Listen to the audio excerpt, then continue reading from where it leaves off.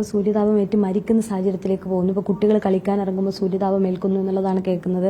അപ്പോൾ ഇങ്ങനെയുള്ള ആളുകൾ ഇപ്പോഴും ഗൗരവത്തിലെടുത്തില്ല, അങ്ങനെയാണോ തോന്നുന്നത്?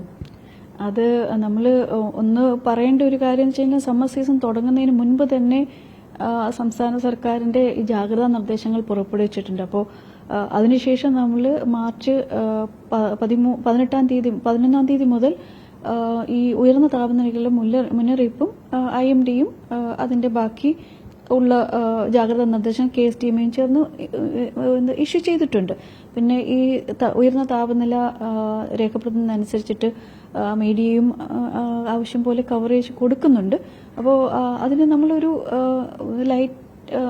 ഒരു അല്പം ഗൗരവത്തോടെ കാണേണ്ട ഒരു സാഹചര്യം തന്നെയാണ് ഇന്നും നാളെയും. അപ്പോൾ അതുകൊണ്ട് പരമാവധി മുൻകരുതലുകൾ എടുത്ത് തന്നെ വേണം എന്തെങ്കിലും സാഹചര്യത്തിൽ പുറത്തിറങ്ങാൻ ഉള്ളവർ. പിന്നെ പ്രത്യേകിച്ചും ഈ കുട്ടികൾ, പിന്നെ വളരെ മുതിർന്നവർ, അല്ലെങ്കിൽ മറ്റു അസുഖങ്ങളുള്ളവർ, അങ്ങനെയുള്ള ആളുകൾ, അതായത് നമ്മൾ ഈ എന്തെങ്കിലും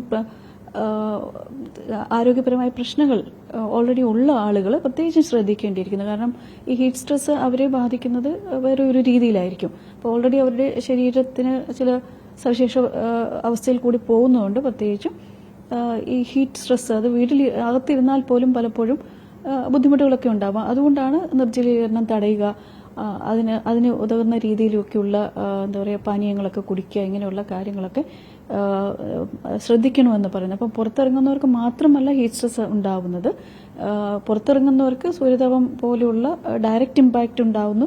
പക്ഷെ അകത്തിരിക്കുന്നവർക്കും, വീടിനകത്തിരിക്കുന്നവർക്കും മൊത്തത്തിലെ താപനില ഉയർന്നിരിക്കുന്ന സാഹചര്യത്തിൽ അവർക്കും ഹീറ്റ് സ്ട്രെസ് ഉണ്ടാവാം എന്നുള്ള കാര്യം നമ്മൾ മറക്കരുത്.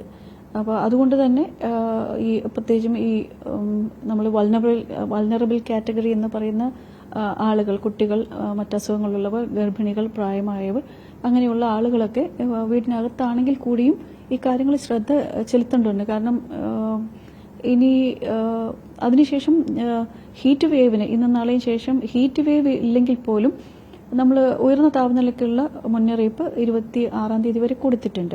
അപ്പോൾ മഴ നമ്മൾ 27-ാം തീയതിയാണ് ഉച്ചയ്ക്ക് ശേഷമാണ് പ്രതീക്ഷിക്കുന്നുള്ളൂ. അപ്പോൾ ആ സമയത്താണ് നമ്മൾക്ക് ഇതിൽ നിന്ന് എന്തെങ്കിലും ഒരു ചെറിയൊരു റിലീഫും കിട്ടാൻ പ്രതീക്ഷിക്കുന്നത്. അപ്പോൾ അതുവരേക്കുള്ള സമയം നമ്മൾ വളരെ ശ്രദ്ധിച്ചിരിക്കണം, ശ്രദ്ധയോടുകൂടി കൈകാര്യം ചെയ്യേണ്ട ഒരു സമയം തന്നെയാണ്.